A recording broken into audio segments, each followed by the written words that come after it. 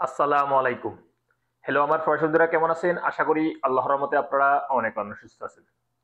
বর্তমানে আমাকে অনেকেই কমেন্ট করে আমি কিনা ফেসবুক পেজে অনেকে অডিও মেসেজ পাঠায় ভাই। আমরা ব্রাক অ্যাপ্লিকেশন থেকে বাংলাদেশে টাকা পাঠাইছি। কিন্তু টাকা পাঠানোর পর একটা এসএমএস চলে আসছে credit to your account successful. So যখন এই মেসেজটা চলে আসছে তখন আমরা বাংলাদেশ ব্যাংকে যে ব্যাংকে টাকা পাঠাইছি ও ব্যাংকে ফোন করছি ম্যানেজারকে বা প্রিয়জনকে ফোন করছি টাকা জমা হয়েছে কিনা এখানে মেসেজ চলে আসছে টাকা জমা হয়ে গেছে কিন্তু তারা বলতেছে না টাকা জমা হয় না। সো তখনই আমাকে কমেন্ট করে বসে ভাই আমরা ব্রাক অ্যাপ্লিকেশন থেকে টাকা পাঠাইছি কিন্তু লেখা আছে credit to your account and successful একটা মেসেজ চলে আসছে ব্রাক অ্যাপ নাম্বারে যে নাম্বারটা রেজিস্টার করা আছে ব্রাক অ্যাপ্লিকেশনের সাথে। সো লিভার্স দেখুন আমরা যখনই সৌদি আরব থেকে বাংলাদেশে টাকা পাঠাই যে কোনো ওয়ালেট থেকে পাঠাই যে কোনো ব্যাংক থেকে পাঠাই যে কোনো ব্যাংক অ্যাপ্লিকেশন থেকে পাঠাই না কেন সর্বপ্রথম টাকাটা কিন্তু ঢাকা কেন্দ্রীয় ব্যাংকের টাকাটা ঢুকে জমা হয়। তো জমা হওয়ার সাথে সাথে কিন্তু ব্রাক অ্যাপ্লিকেশনে মেসেজ চলে আসে credit to your account successfully message চলে আসে। কিন্তু আমাদের যে শাখাগুলি আছে ডিস্ট্রিক্টে ডিস্ট্রিক্টে ওই শাখাতে যাইতে একটু সময় লাগে।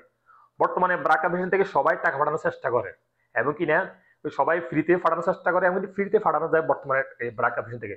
সো সবাই টাকা পাঠানোর চেষ্টা করে এবং কিনা টাকা পাঠায় ব্রাক অ্যাপ্লিকেশন থেকে। সেই জন্য বর্তমানে সার্ভার বহুত বিজি থাকে।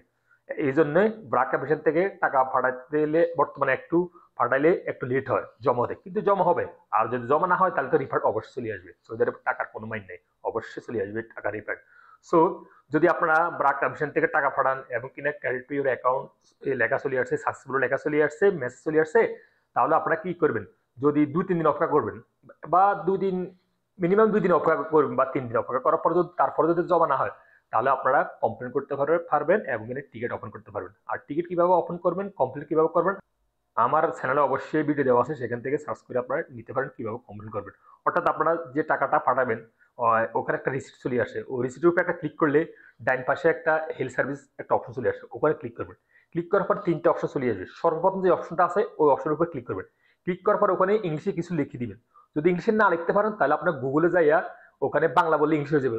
তখন ওখান থেকে কপি পেস্ট করে আনে আপনারা ওই ব্রাক অ্যাপ্লিকেশনে যে অপশনটা আছে কমপ্লিট করার অপশনটা আছে ওখানে পেস্ট করে দিবেন।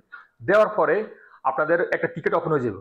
তখন টিকিট ওপেন হওয়ার পরে ওরা পর্যালোচনা করে দেখবে কি সমস্যা টাকা কি জন্য যায় নাই। তখন যদি কোনো সমস্যা হয় তাহলে আপনার টাকাটা উইদিন ৭.৫ দিনের মধ্যে রিফান্ড করে দিয়ে দিবে। সো আপনারা একটু অপেক্ষা করবেন ২-৩ দিন অপেক্ষা করবেন ২-৩ দিন অপেক্ষা করার পরে তারপরে আপনারা কমপ্লেন করবেন ব্রাক অ্যাপ্লিকেশন কাস্টমার কেয়ারের কাছে বা ব্রাক অ্যাপ্লিকেশনে আপনারা কমপ্লেন করবেন ওই যে টাকাটা সেন্ড করছেন ওখানে কমপ্লেন করবেন আপনারা। সো বর্তমানে কিন্তু একটু লেট হয় জমা হতে বাংলাদেশের টাকা ব্রাক অ্যাপ্লিকেশন থেকে। সো আপনারা ভয়ের কোনো কারণ নাই। অনেকেই ভয় পাই যে ভাই আমার মোবাইলে মেসেজ চলে আসছে credit to your account successful but এখনো টাকা জমা হয় না কি জন্য ব্যাংকে।